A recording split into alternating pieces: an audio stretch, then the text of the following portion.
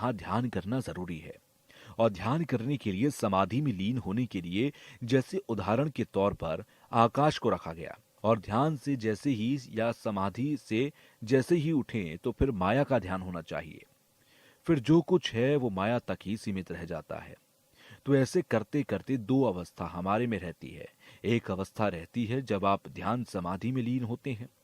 दूसरी समाधि होती है ध्यान समाधि से उठकर जो हम कामकाज में लग जाते हैं। तो कहने का अर्थ ये है कि दोनों ही एक तरह का धर्म अभ्यास में लीन हो जाना। ये 24 घंटे जो है वो इसी में इस तरह के जीवन यापन करते हुए। मैं ये नहीं कह रहा हूं कि मेरे में ऐसा ज्ञान है या मेरे पास या मैं ऐसा प्रयास करता हूं, ये बात नहीं है।